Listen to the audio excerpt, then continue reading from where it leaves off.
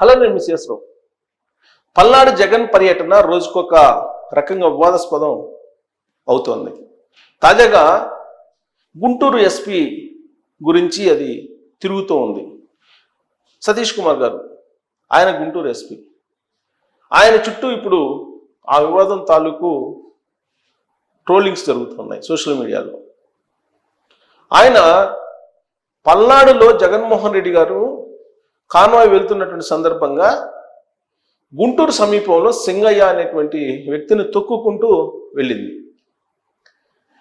ఆ వెళ్ళినటువంటి కొద్దిసేపటికే press meet పెట్టి ఎస్పీ ఏం చెప్పారంటే, ఒక ప్రైవేటు వాహనం తొక్కుంటూ వెళ్ళింది సింగయ్యని, ఆయన చావు బతుకుల మధ్య ఉన్నారు, చనిపోయారు అని చెప్పారు.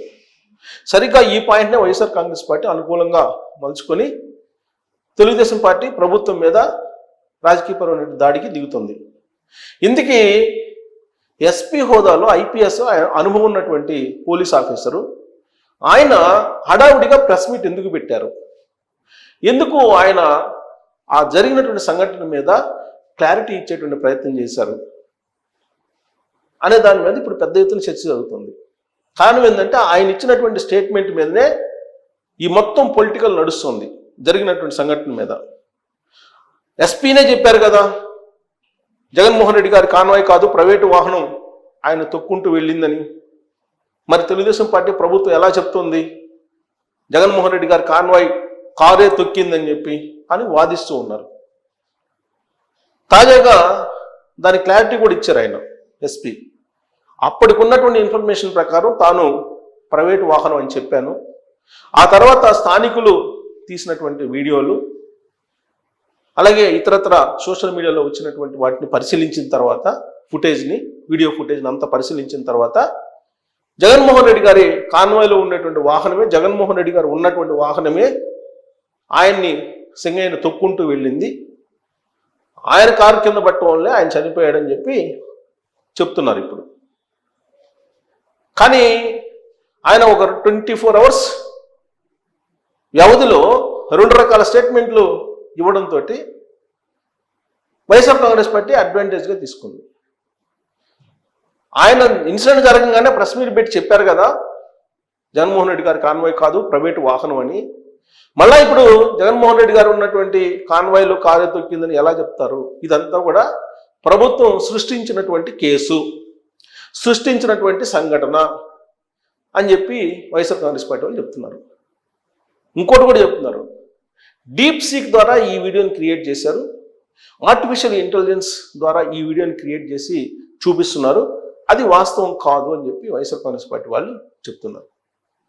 ఇలా రకరకాల మలుపులు తిప్పుతూ ఆ జరిగినటువంటి సంఘటనని జగన్మోహన్ రెడ్డి గారి మీదకి రాకుండా ఉండేలాగా ప్రయత్నం చేస్తుంది వైఎస్ఆర్ కాంగ్రెస్ పార్టీ. ఒక రాజకీయ పార్టీగా అలాంటి ప్రయత్నం చేయటం అనేది సహజం. కాకపోతే ఆ జరిగినటువంటి సంఘటన తాలూకు వైఎస్ఆర్ కాంగ్రెస్ పార్టీ వ్యవహరించినటువంటి తీరు ఇవన్నీ అభ్యంతరకరంగా కనిపిస్తున్నాయి చూసేటువంటి వాళ్ళకి. ఏంటి అని అంటే, ఆ కారు కింద పడిన సంగతి ఖచ్చితంగా సెక్యూరిటీ తెలిసి ఉంటుంది, డ్రైవర్కి 100కు 100% తెలిసి ఉంటుంది. కనీసం ఆ సంఘటన తెలిసిన వెంటనే కాన్వాయ్ ఆపేసి జగన్మోహన్ రెడ్డి గారు కనుక ఆ సంఘటన చూసిన తర్వాత పలకరించి అతన్ని సురక్షితంగా హాస్పిటల్కి చేర్చండి మీరు ఇమీడియట్గా అని చెప్పి కనుక చెప్పు ఉంటే జగన్మోహన్ రెడ్డి గారిని అభ్యంతరం పెట్టాల్సిన అవసరం ఉండేది కాదు. ప్రమాదశాత్తు జరిగింది కాబట్టి ఆ సంఘటనలు బహిరంగ సభల్లో తొక్కిసలాట్లు, అలాంటి కాన్వాయ్లో కార్లు ఢీకొనడం ఇవన్నీ సహజంగా జరుగుతుంటాయి కాబట్టి ప్రమాదాలు, ఇది కూడా ఒక ప్రమాదం అని చెప్పి అనుకునేవాళ్ళు.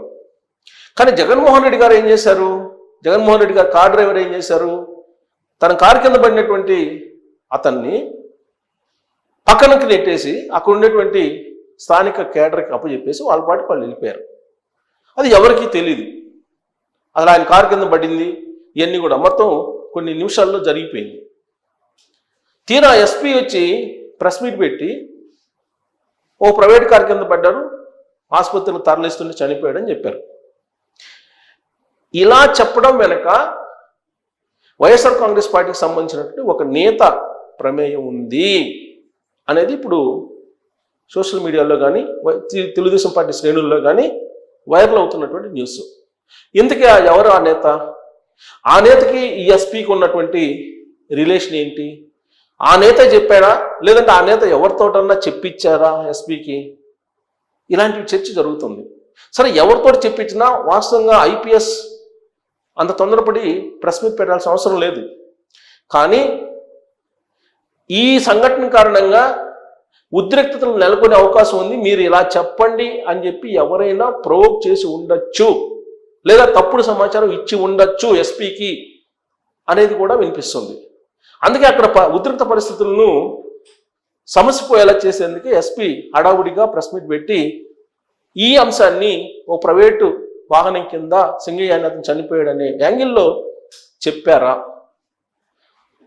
ఆయనకి తెలిసే చెప్పారా, తెలియక చెప్పారా, లేదంటే ఆయనకి ఎవరైనా ఫోన్ చేస్తే ఆ ఫోన్ చేసిన వ్యక్తిని నమ్మి ఆయన ప్రెస్ మీట్ పెట్టి చెప్పారా అనే దాని మీద రకరకాల కోణంలో ఇది వినిపిస్తుంది. అయితే ఇప్పుడు విశ్వసనీయంగా తెలుస్తున్నటువంటి సమాచారం ప్రకారం వైఎస్ఆర్ కాంగ్రెస్ పార్టీకి సంబంధించిన కీలకమైనటువంటి ఒక లీడర్ ఫోన్ చేసి ఈ ఎస్పీకి చెప్పారు, ఇలా ప్రైవేట్ వాహనం కింద పడి సింగయ్య అని ఒక అతను చనిపోయాడు, కాన్వాయ్ కింద కాదు, ఈ విషయం బయటికి పోతే ఉద్రిక్తలు నెలకొంటాయి అని చెప్పి చెప్తే ఆ ఉద్రిక్తతలు సమసిపోయేలాగా ఉన్న విషయాన్ని ఆయన చెప్పింది దాన్ని నమ్మి ఈ ఎస్పీ ప్రెస్ మీట్ పెట్టారు అనేది ఒక వర్షన్ వినిపిస్తుంది. జగన్మోహన్ రెడ్డి గారి దగ్గర ఆ వ్యక్తి గతంలో ఓదార్పు యాత్ర మొత్తం కోఆర్డినేట్ చేశాడు. అతను ఆ ఫోన్ చేసిన వ్యక్తి జగన్మోహన్ రెడ్డి గారికి అత్యంత సన్నిహితుడు. సామాజిక వర్గం దృష్ట్యా కూడా జగన్మోహన్ రెడ్డి గారు చెప్పిన దాని ప్రకారం నాగమల్లేశ్వర సామాజిక వర్గం ఆ నేత.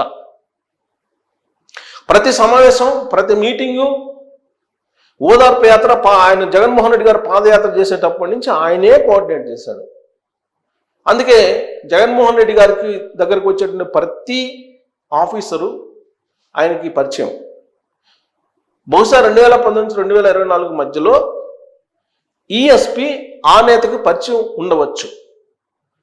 అందుకే జగన్మోహన్ రెడ్డి గారికి అత్యంత కీలకమైనటువంటి స్థానంలో ఆ వ్యక్తి ఉన్నాడు కాబట్టి ఆయన ఫోన్ చేస్తే ఎస్పీ గారు సహజంగా విని ఉంటారా, విని ఈ ప్రెస్ మీట్ పెట్టి ఇలాంటి లీక్ ఇచ్చారా అనేది కూడా వినిపిస్తోంది. మరి ఏ విషయం ఎస్పీ గారు చెప్పాలి? ఎస్పీ గారు అది ఎవరు ఫోన్ చేశారు? ఆయనకి నిజంగా ఫోన్ చేశారా, లేదంటే ఎస్పీ గారు తెలుసుకుని ఫోన్ చేశారా, లేదంటే ఎస్పీ గారు వాళ్ళ కింద ఉన్నటువంటి సిబ్బంది ఎస్ఐఓ, సిఐఓ, లేదంటే అక్కడ ఉన్న కానిస్టేబుల్ ఎవరో సమాచారం ఇస్తే చెప్పారా అనేది కూడా క్లారిటీ రావాల్సి ఉంది. లేదంటే ఇలాంటి భిన్నమైనటువంటి అభిప్రాయాలు వ్యక్తం అవుతూ దీనికి మరింత రాజకీయ రంగు పులుముకునే అవకాశం ఉంది. ఎస్పీని ఇప్పుడు అనుమానిస్తున్నారు. ఆయన జగన్మోహన్ రెడ్డి గారికి అత్యంత విశ్వసనీయుడు, అందుకే ఈ పని చేశారని. సాధారణంగా పై స్థాయిలో ఉండేటువంటి వాళ్ళు ఏ పార్టీ రంగు వేసుకోవడానికి సిద్ధపడరు. ఏ ప్రభుత్వం అధికారంలో ఉంటే ఆ ప్రభుత్వానికి అనుకూలంగా చేసుకుంటూ వెళ్తూ ఉంటారు. అంతే తప్ప ఎవరో చాలా తక్కువ పర్సెంట్ కరుడుగట్టినటువంటి వ్యక్తులుగా ఏదో ఒక పార్టీకి ఉండి ఉద్యోగాలు చేస్తూ ఉంటారు తప్పితే సాధారణంగా ప్రభుత్వ ఉద్యోగులు ఒక పార్టీకి కొమ్ము కాస్తూ ఉంటారు.